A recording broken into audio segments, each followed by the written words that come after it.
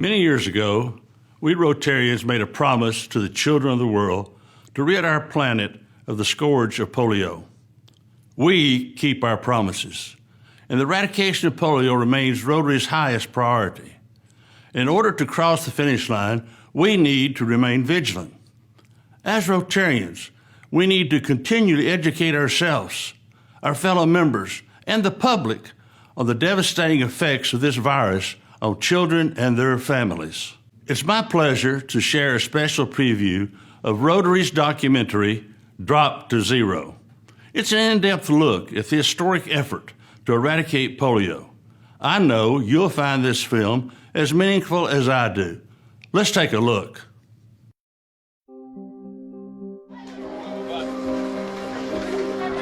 हुआ सबसे ज़्यादा दुख हुआ कि आज हमारे भी दोनों पैर होते तो हम भी कुछ दुख ज़्यादातर हुआ.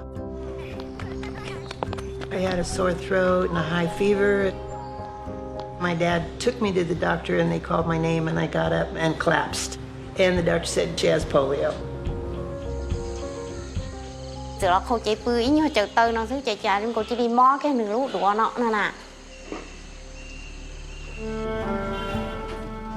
Polio has preyed on humanity for thousands of years, moving around the world from person to person in an unbroken chain of infection.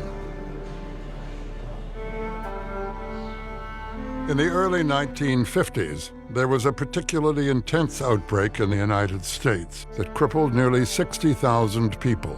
It was really frightening because there was no vaccine and you never knew who was going to get polio. Everybody knew somebody who had the disease. It's been described as the AIDS of the time. And in the parks, precautions are taken to prevent gatherings of youngsters. Parents wouldn't let their children go swimming. Movie theaters were closed. People were kept inside. Nobody knew what was happening. What we know today is that polio is spread by contact with contaminated food, water, or human waste. When the virus multiplies in the intestines, many children will only suffer from mild flu-like symptoms.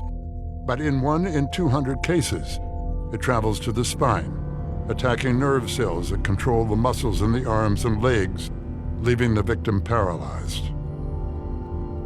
In the worst cases, the victim dies, unable to breathe or swallow.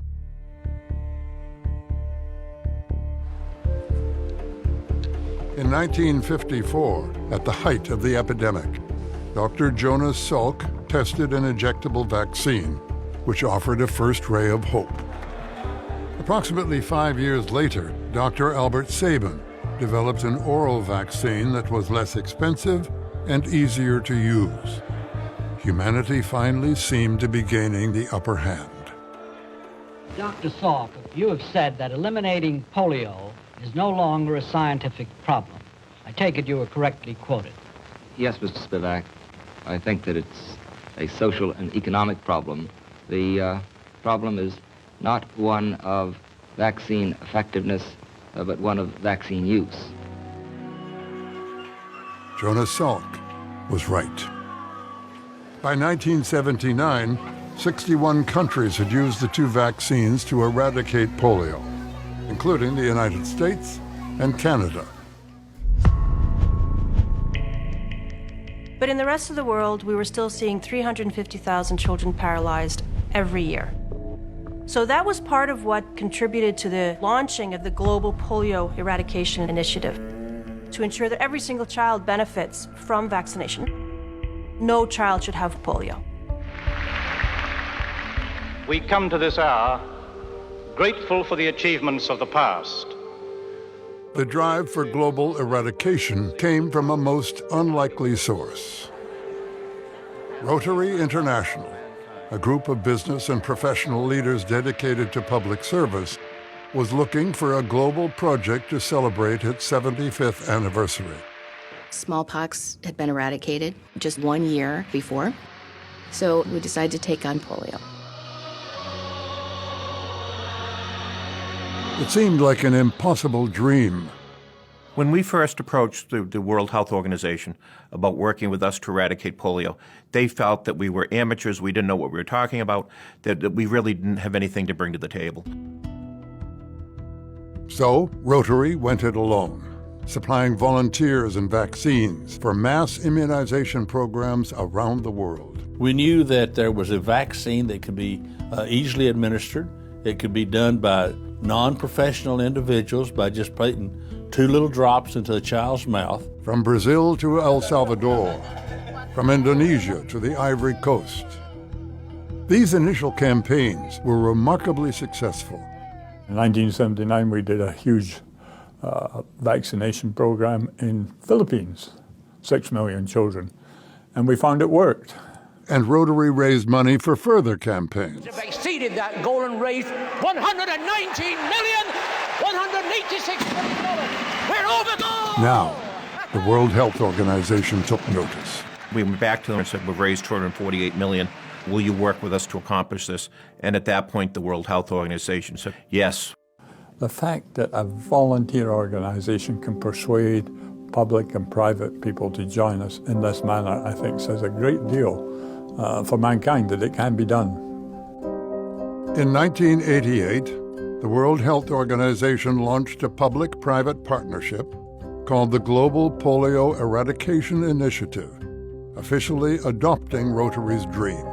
Without Rotary International lobbying and pressuring and forcing agencies to talk to each other and governments to talk to agencies, we never would have started the Global Polio Eradication Initiative. The United Nations Children's Fund agreed to purchase and distribute vaccines. The U.S. Centers for Disease Control would serve as the program's global virus hunters. You know, if you look at what's made a difference in terms of the progress, often political commitment has been a factor. And Rotary has been key in terms of motivating community leadership, political leadership, to get this job done. The World Health Organization would direct the program's strategy, and Rotary would continue to supply volunteers, raise funds, and act as the program's global advocate. There were many skeptics. The sheer magnitude of vaccinating between 250 million and 400 million children every year, it's mind-boggling. It's the largest global health initiative in history, involving more people on the planet than any other initiative. When the program started in 1988, the goal was to eradicate polio by the year 2000. Although the program missed its original deadline, the number of infected countries dropped from 125 to 9.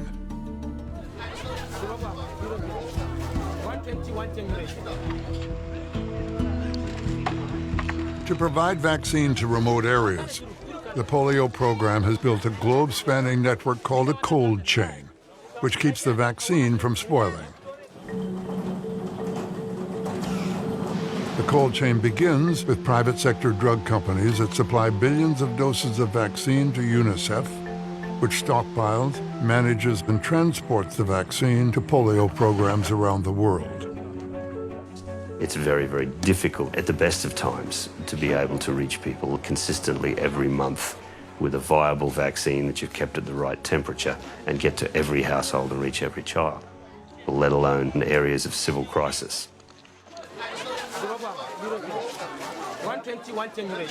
This has brought to the fore our need to ensure that we do not become complacent, because this is what the virus does.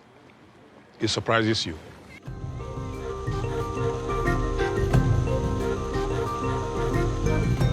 As the global program closes in on the goal of eradicating polio, all the stakes get higher. They'll say, we made a promise to the children of the world, and we haven't delivered yet, and we won't stop until we do.